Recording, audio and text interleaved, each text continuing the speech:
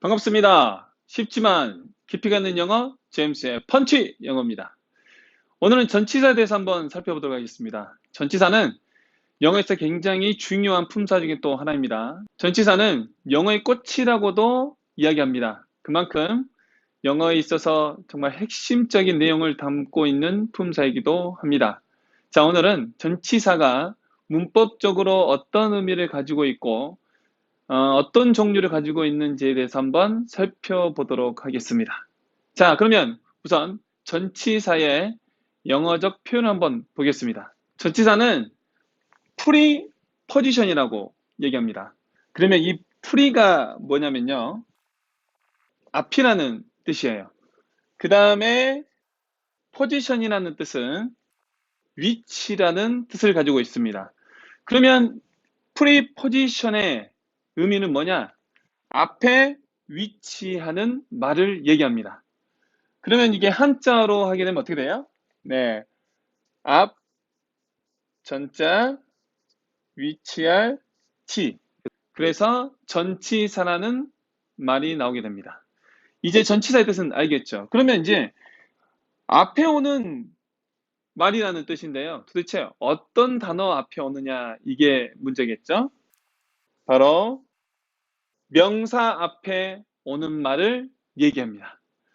그러니까 전치사는 명사 앞에 위치하는 말로 전치사가 있으면 반드시 그 뒤에 명사가 있어야 됩니다. 전치사가 있는데 명사가 없다. 그러면 그것은 문장이 불완전한 문장이 되는 겁니다. 무슨 말인지 아시겠죠? 네. 자, 이게 전치사의 사전적인 즉 말에 대한 설명이에요. 그러면 이 전치사가 가지고 있는 문법적 기능은 무엇인지 한번 살펴볼게요. 이 문법적 기능이 중요합니다. 자, 전치사의 문법적 기능은요. 품사 변환 기능이 있습니다. 그러면 품사 변환 기능이 무엇이냐? 전치사가 명사 앞에 온다 그랬죠? 그러면 전치사가 명사 앞에 놓여서 이 명사를 다른 품사로 바꿔버려요. 지금 무슨 말이냐? 명사를 형용사나 부사로 만들어 버립니다. 전치사가 막강한 힘을 가지고 있죠. 왜 그러냐고요? 보세요. 명사는 문장에서 어떤 기능을 하게 되죠? 명사는 주어, 보어, 목적어 역할을 해요. 그런데 전치사가 명사 앞에 오게 되면 이 명사가 형용사, 부사로 변하기 때문에 더 이상 주어, 보어, 목적어 역할을 못하게 됩니다. 정말로 큰 기능을 가지고 있죠. 네, 그러면 전치사가 있는 명사는요, 더 이상 주어 역할도 못할 뿐만 아니라 보어, 목적어 역할을 못하게 됩니다. 결국 문장의 주 요소 기능을 못하게 돼요. 정말로 큰 기능을 하죠. 전치사 하나만 있으면 문장의 주어가 달라지게 됩니다. 자, 이게 바로 사실 주어 동사에 관한 문제, 즉 영어 문제의 핵심이기도 합니다. 한번 제가 예문을 들어서 한번 살펴보도록 하겠습니다. 자, 이 예문을 한번 보세요. 우선은 주어가 단수면 is가 되고 복수면 a가 돼요. 그럼 앞에 동사를 중심으로 앞자리가 무슨 자리였죠? 그렇죠. 여기 현재 주어 자리가 됩니다. 동사가 여기에 있기 때문에 동사 앞자리는 주어 자리에 있죠. 그러면 주어 자리에 올 수 있는 것은 바로 명사라고 그랬죠. 그럼 여기서 한번 명사가 뭐 있는지 볼게요. 첫 번째 people이라는 명사 하나가 있고요. 두 번째 bus라는 두 번째 명사가 있어요. 그러면 people은 복수고 bus는 단수가 되죠. 자, 그러면 어떤 게 주어가 될까요? people이 주어면 정답은 a가 되고 bus가 주어면 정답은 is가 되겠죠. 자, 어떤 게 될까요? 바로 이 in에게 달려 있습니다. 전치사는 명사 앞에 오는 말이기 때문에 people하고는 상관이 없어요. 만약 people하고 관련이 있으면 이 in은 people 앞에 있어야 되겠죠. 왜? 전치사는 명사 앞에 있어야 되기 때문에 그래. 무슨 말인지 알겠시겠죠? 자, 그러면 어떻게 가로를 칠까요? 그렇죠. 여기는 바로 버스와 관련이 있습니다. 결국 전치사 인이 버스라는 명사 앞에 왔기 때문에 더 이상 이 버스는 주어 역할을 못하게 됩니다. 즉 명사로서의 기능이 사라지게 되는 거죠. 자, 결국 people이 뭐가 되죠? 그렇죠. 주어가 됩니다. 그래서 people은 복수이기 때문에 정답은 are가 됩니다. 이제 무슨 말인지 아시겠죠? 예문을 또 하나 더 들어서 설명 한번 더 해보겠습니다. 자, in the bus are people. 자, 이 문장은 맞는 문장일까요? 틀린 문장일까요? 어떻습니까? 우선은 동사가 are이기 때문에 앞자리가 당연히 주어 자리가 돼야 되죠? 그런데 앞에 어떻습니까? 버스가 명사인데 in이라는 전치사로 시작했죠. 결국 주어 자리에 나오는 버스는 아까 설명했던 대로 그렇죠. 명사 역할을 못하게 됩니다. 그러면 주어가 있어요, 없어요? 네, 없습니다. 그럼 문장이 틀렸을까요? 아닙니다. 이 문장은 주어와 동사가 바뀌어진 도치 구문을 나타내 줍니다. 즉 주어가 여기에 있어요. 이거를 강조의 도치라고 그렇습니다. in the bus라는 장소를 강조하기 위해서 그렇습니다. in the bus라는 장소를 강조하기 위해서는 반드시 문장 제일 처음에 써야 되겠죠. 그럼 어떻게 해야 돼요? 문장 제일 처음에 나왔을 때 주어와 동사를 바꿔주면 됩니다. 자, 어떻습니까? 이제 여러분들이 문장 제일 처음에 전치사 플러스 명사로 시작하게 되면 그거는 무슨 구문이 돼요? 네, 맞습니다. 도치 구문이 됩니다.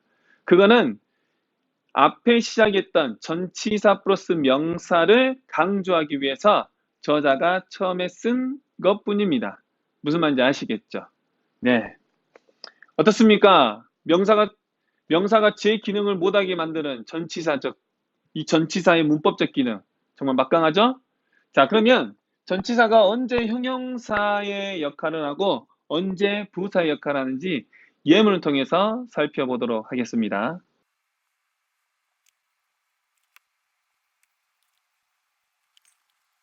이 문장에서 전치사 구는 어디에 있죠? 네, 여기에 있죠? 자, 이게 전치사 구입니다. 전치사 구는 수식하는 말 바로 뒤에다 씁니다. 결국 전치사 구 앞에 오는 단어가 무엇인지에 따라서 형용사냐 부사냐의 역할이 갈려지게 됩니다. 자, 보세요. 언더힐 앞에 빌딩에는 뭐가 있어요? 네, 명사가 있죠. 자, 명사를 수식하게 되면 영어는 뭐가 되죠? 네, 맞습니다. 형용사가 됩니다. 그런데 전치사와 명사가 만나서 형용사 역할을 하기 때문에 이거를 두 단어, 즉 단어 두 개가 모여 하나의 품사 역할을 하게 되면 그걸 우리는 영어에서는 구라고 말해줍니다. 아시겠죠? 자, 이걸 관사라고 그러는데요. 관사는 문법적 기능을 하고 해서 팔품사에 해당하지는 않습니다. 그냥 명사가 가는 곳에 관사가 간다고 생각하시면 돼요. 그러니까 명사와 관사는 같이 보고 관사는 문법적으로 어떤 기능을 부여하는 것 뿐입니다. 그건 나중에 또 따로 설명하도록 하겠습니다. 자, 두 번째 문장을 보겠습니다. 자, 두 번째 문장은 전치사구가 어디에 있죠? 네, 여기에 있죠? 자, 앞에 있는 단어는 어때요? 네, stands라는 뭡니까? 동사죠? 자, 동사를 수식하게 되면 영어는 네, 맞습니다. 부사가 됩니다. 결국 얘는 부사구의 역할을 하게 됩니다. 자, 어떻습니까? 이제 좀 무슨 말인지 아시겠죠? 굉장히 중요합니다. 전치사는 이렇게 명사의 기능을 바꿔버려요. 형용사나 부사로 바꿔버리기 때문에 명사가 기능을 할 수 없게 만듭니다. 자, 그러면 이 어마어마한 기능을 가지고 있는 전치사의 종류를 한번 살펴보도록 하겠습니다. 우선 장소와 관련된 전치사를 살펴보도록 하겠습니다. 하나의 판이 있다고 합시다. 이렇게 바로 위에 붙어 있는 것을 on이라고 그렇습니다. 바로 90도 위, 즉 바로 위에 있는 것을 over라 그러고요. 이렇게 바로 밑에 있는 것은 under라 그래요. 이렇게 전체적으로 위쪽 있죠? 그거는 above라고 합니다. 자, 그럼 밑에 보세요. 이렇게 바로 밑에 붙어 있는 건 beneath라 그래요. 이렇게 밑에 전체를 나타내는 거는 below라고 하고요. 이렇게 위쪽으로 올라가는 운동적인 의미, 그거는 up이라고 나타냅니다. 그러면 아래로 내려오는 건 뭐라 그럴까요? 네, down이라 그러겠죠. 전치사는 반드시 또 외우셔야 됩니다. 기본적인 것은 다 외우셔야 기초가 잡히게 됩니다. 자, 그러면 두 번째 장소와 관련된 것을 써보도록 하겠습니다. 이 네모가 상자라고 생각하시고요. 안에 있으면 in이라고요. 밖에 있으면 out이라고 합니다. 밖에서 안으로 들어가게 되면 into라 하고요. 안에서 밖으로 나오잖아요. 이때는 out가 아니고 out of를 쓰게 됩니다. 한 지점에서 이 한 지점까지를 across라 그래요. 그리고 이렇게 한 면을, 즉 이 면과 나란히 갈 때 along이라고 합니다. 그리고 완전히 관통하는 경우가 있어요. 이때 전치사는 through라고 표현합니다. 그리고 이렇게 주변을 맴도는 것을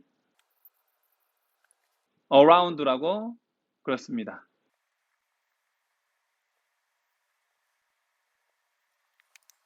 이 상자 앞에 있는 경우에 before, in front of라 그래요. 이렇게 뒤에 있는 경우는 after, behind라고 합니다.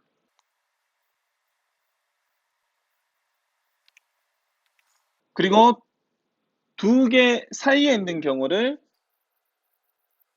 between이라고 그렇습니다. 그리고 이제 어떤 거 바로 옆에 있는 경우를 next to라 그래요. 자, 장소는 이 정도면 됐습니다. 이제는 시간을 나타낼 때입니다. 전치사 이는 시간을 나타낼 때는 연도나 몇 월이라든 월, 그 다음에 계절을 나타낼 때 씁니다. 자, 오는 특정한 날짜 또는 요일을 나타낼 때 쓰게 됩니다.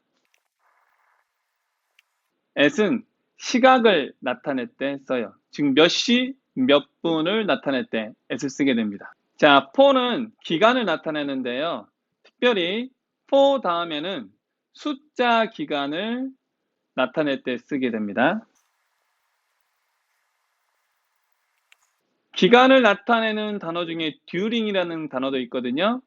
이 during은 특정 기간을 나타낼 때 쓰게 됩니다. 예시를 들게 되면요. for 2 years 이렇게 숫자 기간을 나타낼 때 during은 the vacation 방학이라는 휴가라는 특정 기간을 나타낼 때 쓰게 됩니다. 결국 숫자 기간 앞에는 for를 쓰게 되면 돼요. 둘 다 뭐뭐 하는 동안을 나타내게 됩니다. by와 until이 있는데요.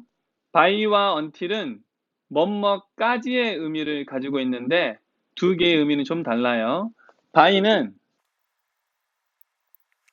행위의 완료를 나타낼 때, until은 행위의 계속을 나타낼 때 쓰게 됩니다. 이게 무슨 말이냐면 현재가 4시라고 하면요. 5시까지 숙제를 다 끝내. 자, 이거는 행위의 완료죠. 그때는 by를 쓰게 되면 되고요. 4시부터 5시까지 자습해. 이거는 4시부터 5시까지 계속적으로 자습을 해야 되죠. 네, 이거는 until이 되겠습니다. 그러니까 by는 그 시간까지 행동, 즉 행위를 끝내기만 하면 돼요.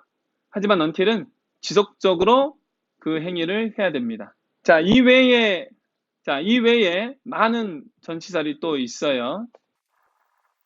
with, 뭐뭇을 가지고,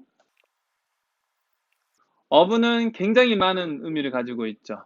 원인도 되고, 소유 관계도 되고, 주어, 목적 상당히 많아요. of도 사실 따로 잡아놔야 됩니다. 자, within이라고 있어요. 이거는 미래 시제에서 뭐뭐 안에를 나타낼 때 within을 쓰게 됩니다. 이외에 전치사들이 상당히 많은데 시간 관계상 여기까지 중요한 전치사만 살펴보도록 하겠습니다. 자, 오늘 어떻습니까? 전치사의 중요한 기능을 아셨죠? 전치사가 정말로 중요합니다. 다음 시간에는 제가 전치사의 중요한 기능이 문제에서 어떻게 나타나는지 제가 한번 살펴보도록 하고요. 그 다음에 독해에서 또 어떤 역할을 하게 되는지 한번 살펴보도록 하겠습니다. 전치사 정말로 중요합니다. 꼭 알아두시고요. 자, 오늘도 어땠습니까? 만족하셨습니까? 예, 만족하셨으면 구독과 좋아요를 눌러주시고요. 자, 앞으로도 더 좋은 내용으로 찾아뵙도록 하겠습니다. 제임스의 펀치 영어. 감사합니다.